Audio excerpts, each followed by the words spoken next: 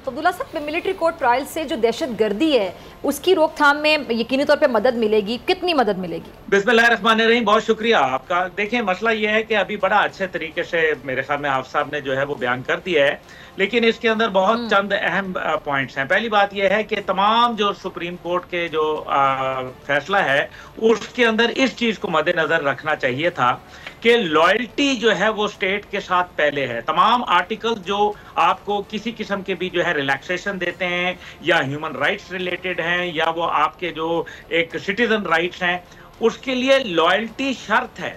6 ऐसे कवानीन मौजूद हैं जिसमें पहले लॉयल्टी आपकी रियासत, आपके मुल्क के साथ अगर है तो फिर आप जो है उसके लिए एलिजिबल है। ये एक बड़ा अहम पहलू है। दूसरी बात यह है कि इसमें 1952 से और 67 का जो एक्ट है उसके बाद से तकरीबन हजारों केस जो है वो ट्रायल हो चुके हैं, जिसमें सिविलियंस को भी ट्रायल किया गया, जिसके अंदर मिलिट्री वालों को भी ट्रायल किया गया। तो फिर वो कहाँ खड़े हैं आज? इसका मतलब है कि उनके ऊपर भी एक नई बहस शुरू जो है वो हो जाएगी, एक पेंडोरा बॉक्स खोल देंगे।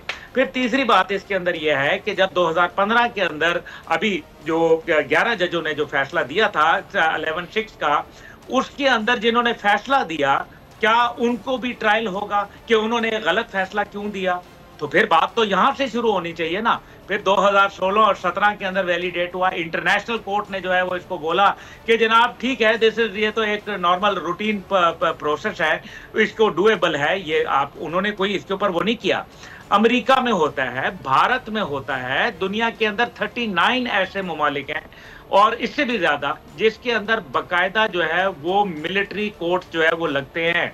और अगर देखें, पहली बात यह है कि अभी जो दहशतगर्दी की जंग है, पाकिस्तान मेरे ख्याल में दुनिया की सबसे बड़ी दहशतगर्दी की जंग जो है इस टाइम पे वो लड़ रहा है। इस साल जो है हमारे मेरे ख्याल में कम से कम हमारी जो कैजुअल्टीज हैं वो 1000 से ज्यादा पुलिस और हमारे जो लॉ इन्फोर्समेंट एजेंसीज हैं उनकी हो चुकी हैं। अभी ये कर्नल हसन हैदर जो है वो शहीद हुए। इसके अलावा जो है वो रोजाना कोई ब्रिगेडियर, कोई कर्नल, कोई सिपाही, कोई हवलदार हमारा जो है वो, ये क्या खून मुफ्त है इनका? क्या इनका खून का कौन जवाब देगा? क्या अदालत के पास है जवाब? जो अगर देखें ना, बात यह है कि क्या अदालत का काम नहीं है कि वो शहीदों के वारसीन और शहीदों के खून को जो है वो भी उसको भी कंसिडर करे? वो उन्होंने इस मुल्क के लिए खून दिया है ना, अपनी जात के लिए तो नहीं दिया। तो फिर उसका कौन जवाब देगा? तो फिर आज शोहदा के वारसीन अगर ये प्रेस कॉन्फ्रेंस कर है, वो अपने राइट्स मांगते हैं, तो क्या यहाँ ह्यूमन राइट्स नहीं आते? 9 मई के मुल्जमान को बचाने के लिए आप हर सतह के ऊपर जो है मत जाएं, खुदा के लिए। पाकिस्तान की स्टेट जो है उसको आप जो है निशाना न बनने दें, क्योंकि अगर ये रियासत को जो है कमजोर किया गया तो पूरा पाकिस्तान की बुनियादें हिल के रह जाएंगी। आप ये देखें कि इस टाइम पे जो यहाँ से एक और सवाल ज़हन में आता है अब्दुल्ला साहब, ये जिस तरह आपने 9 मई के वाक़यात का जिक्र किया, तो 9 मई वाक़े के जो जिम्मेदारान हैं उनका मिलिट्री कोर्ट ट्रायल जो है मुस्तकबिल में किसी नाखुशगवार वाक़े को रोकने में वहाँ भी यकीनी तौर पे बड़ा सूदमंद साबित होगा। क्यों नहीं होगा भाई? आप जिसको कहते हैं nip the evil in the bud, आप अगर बुराई को जड़ से नहीं पकड़ेंगे तो नतीजा ये निकलेगा कि बुराई फैलती चली जाएगी, लोगों का झाका खुल जाएगा, लोगों को हौसला मिलेगा, जबकि दहशतगर्दों की हौसला शिकनी करनी चाहिए। अभी हमने ये भी देखा कि जब सिविलियन कोर्ट्स लगे, उनको एंटी टेररिस्ट कोर्ट्स ने जब वो डील करना शुरू किया, तो नतीजा ये हुआ कि बहुत सारे लोग जिनके जजों साहिबान के घरों के ऊपर लोगों ने धमकियां दी, नतीजा ये हुआ कि वो हंसते मुस्कुराते आजाद होकर बाहर निकल गए। वो जिन्होंने पाकिस्तान के बच्चों का खून जो है खून की होली खेली, जिन्होंने पाकिस्तान के औरतें, बच्चे, बूढ़े, जवान, सिपाही सबको जो है वो निशाना बनाया। For God sake, what is happening in this country? हम इस मुल्क को अमेरिका तक में पेट्रियट एक्ट आ गया था। जब 9/11 का हुआ तो पेट्रियट एक्ट आया। हद ये हो गई कि जॉर्ज बुश जो है उसने ये इजाजत दे दी, जो कि किसी जमाने में वो उसको होती थी, वो जो प्रेसिडेंट उनका था जो जिसको मार दिया था, मुझे भी ज़हन में नाम नहीं आ रहा, तो उसको आपने फिर पेट्रियट एक्ट दे दिया। आपने यानी कि कह दिया कि अगर अमेरिका के इंटरेस्ट के खिलाफ कोई काम करता है तो दुनिया में उसको लाइसेंस टू किल दे दिया उन्होंने। यहां तक वो गए।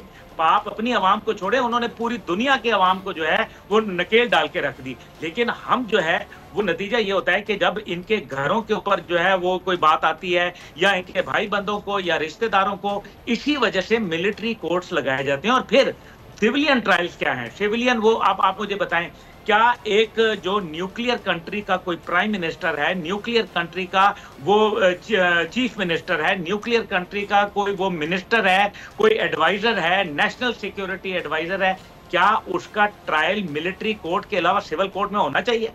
वो जो वहां बातें निकलेंगी वो आप क्या बर्दाश्त कर सकते हैं? For God sake, what are you doing? मतलब आपने जो है वो अगर सिर्फ देखे ना, हमने ये देखा कि किस तरीके से अदालत का मूड जो है, हमने देखा कि बकायदा गाड़ी के अंदर हाजिरियां लगती रहीं, गुड टू सी यू हुआ, मर्सिडीज का प्रोटोकॉल दिया गया, पता नहीं एक मुल्जिम नहीं बल्कि पता नहीं क्या एक बंदा आ रहा था जिसको पाकिस्तान की वजह से पूरे पाकिस्तान का तमस्खर उड़ा के रख दिया, पूरी दुनिया के अंदर जो है हमें जो है वो तजलील हमारी करवाई, हमारी अफवाज को जो है वो आपने निशाना बनाया। आपका मसला सियासी जमातों के साथ था, आपने GHQ का रुख क्यों किया? आपने कायदे आजम का घर क्यों जलाया?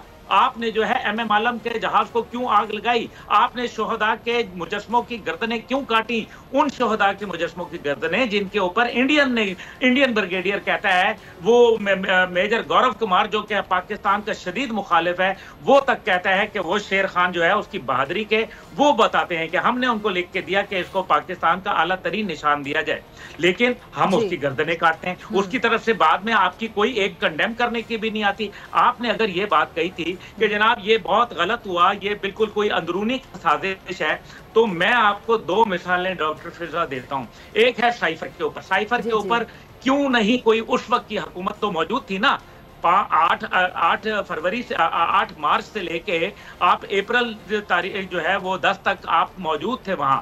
आपने क्यों नहीं कोई कैबिनेट कमेटी बनाई इंटेरोगेशन करने के लिए? आपने अमेरिका का कोई अहलकार क्यों नहीं मुल्क बदर किया?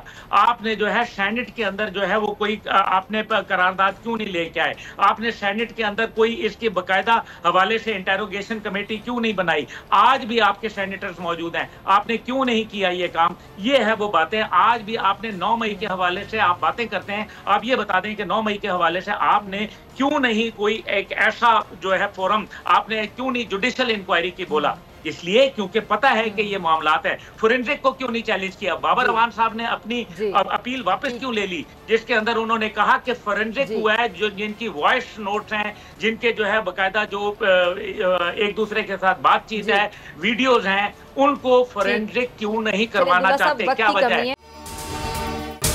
अगर आपको ये वीडियो पसंद आई तो सब्सक्राइब करें और बेल आइकन पर क्लिक करें। सब्सक्राइब करें और बेल दबाएं ताकि कोई खबर रह न जाए।